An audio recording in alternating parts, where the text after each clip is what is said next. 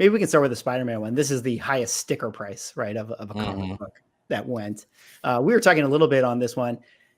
Kind of a low sale, kind of a big sale. I guess how you want to look at it. What did you think, Ryan, about this one? Yeah, and that's what I was going to say. I know we were talking about it. Like your perspective was that it's a record in price, which at this point in time, with things correcting, still stands for something. My perspective was I thought this one was going to probably go a little over $1 million, and so to me it felt a little on the weak side.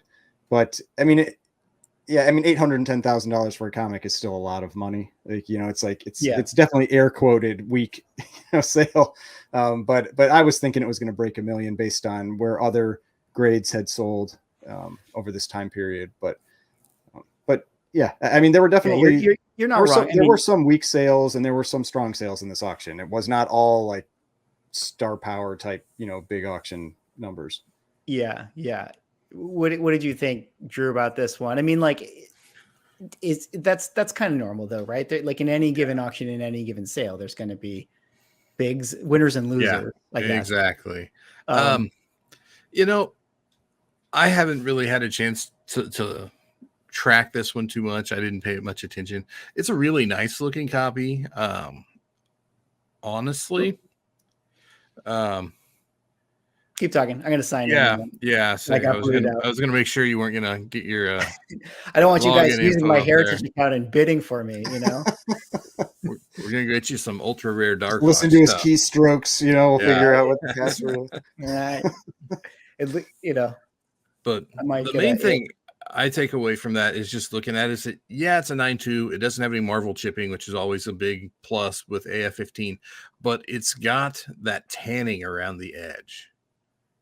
Where, like right here, like kind of thing? Zoom out, and you can just see along the right edge, and then at the bottom especially. And it's significant enough that it grabs the eye, or it definitely grabbed my eye. And it's almost like maybe it's more of a dust shadow than tanning. And that's probably the better, an oxygen shadow or dust shadow. It definitely was in a stack, and that edge was hanging out, which is unbelievable that it's not chipped up any worse than it is if that was how it was. But I think when you're that premium of a price point, things like that will hold a book down. At that point, you're buying the book more than you're buying the grade. Right. In my opinion. So that may be why it underperformed, just kind of, shooting from the hip here. I'll say this is interesting because I talked about this in a recent video. I'm looking at the graders notes for it right now. And so one of them does say light shadow, full bottom of back cover, so we saw that, but it also says light cover tanning. And that's one of the things that I talked about in a recent video where I said, if you get hit with moderate cover tanning, I haven't seen anything recently go over a 6.5, but light tanning, I got a 9.2. And so the light tanning, you can get some really, really high grades with light tanning.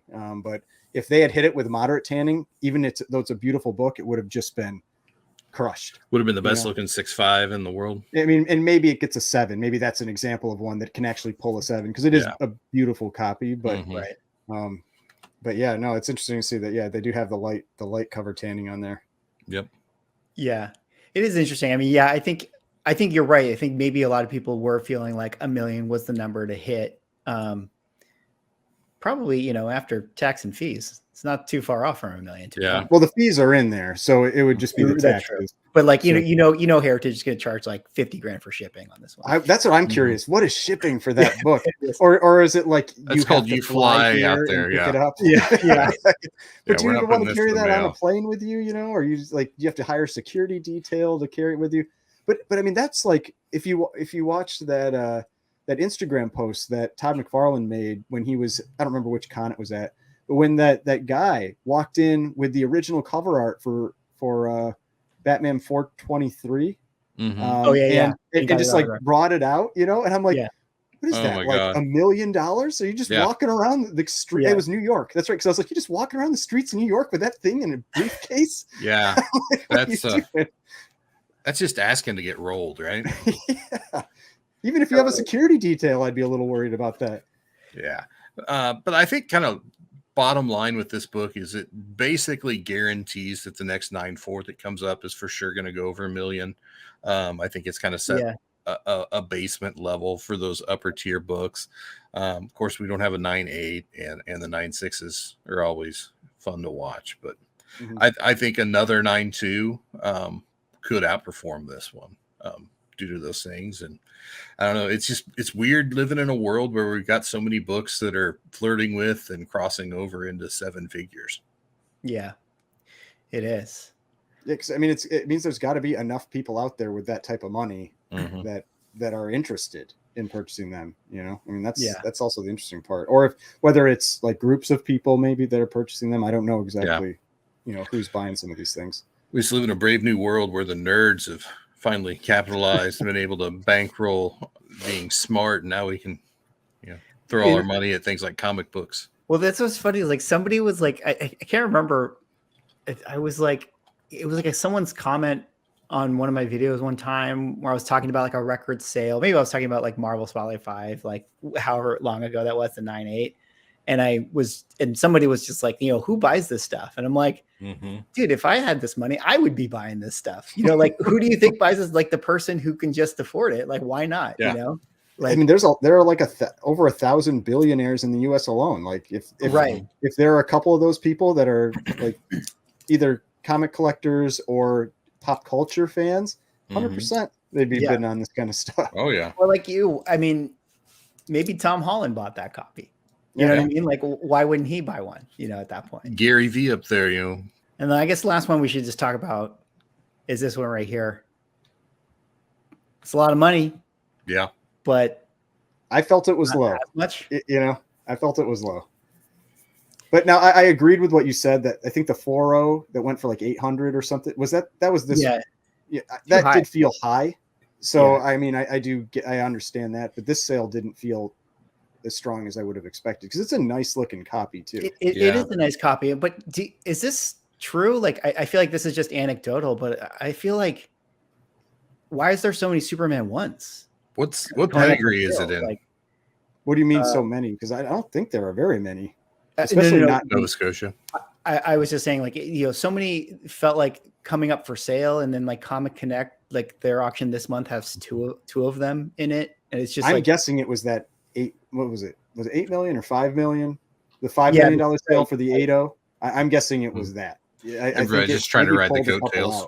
Yeah, because you just look like, just, you know, from a macro view, right? If I just scroll down, you can just see, like, look at how many like in the last year prices there are. Like, it just feels like, yeah, maybe that $5 million sale has just kind of caused a lot of people to be like, all right, I'll take mine to market. But that still is a huge number. I mean, 4.0 was way too high maybe, and it was lower than this 720, but I don't know, like 50,000 difference. The weird thing with Superman 1 is, like, yeah, it's the first issue of a very long running run, but it's not like Batman 1. Batman 1, you actually have 2 major first appearances in it. I don't think there's anything in Superman 1 that's like the origin, I think, is really the only thing.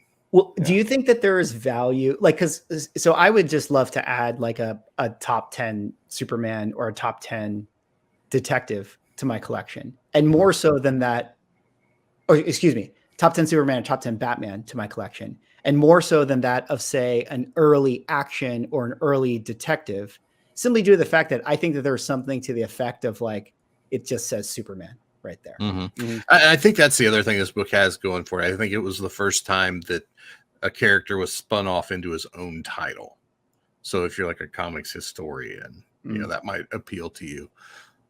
Like if I was going to own, my example would be like, oh, if I own Superman 2 or Superman 3, which there's some great covers. Yeah. Like, I'd rather own really one of those than like action, like whatever else cover appearance early one that he has. Action 6, where it's the gorilla. Well, yeah, like, aesthetics aside, but you know what, Jimmy Olsen, your cover sucks. So I gotta say, like, I don't know what happened, but like the top like 20 of these Supermans and Batmans, like, just for the most part, awesome, amazing art. And then when you get to like some of those 30s and 40s and 50s, like number range, like Some of those covers. I say it's where they get campy. When I say campy, that's what I'm talking about. Yeah, totally. You know, it's like they're ice skating or they're riding a unicycle or they're crashing into a Christmas tree. Yeah, it's all that stuff. And I'm just like, I don't have any desire to buy those books. Yeah. Do you think it's just, I wonder if they're probably at that point, they were like, guys, we got to get the kid demographic, you know, and they just went full on for the kids. Didn't they know they were making books for us 80 years later? Didn't they realize? Why didn't they think of that? Didn't they realize not putting characters on covers was going to significantly hurt the value of them later on? I'm sure, that was their primary concern. Thanks for watching this clip from the Swagglehaus Livestream. If you want to watch the full podcast, check out this link here. Also, if you want to support the channel and read a cool Lovecraftian pulp adventure, consider following the pre-launch page for my Kickstarter comic book, Sanity. Link in the description.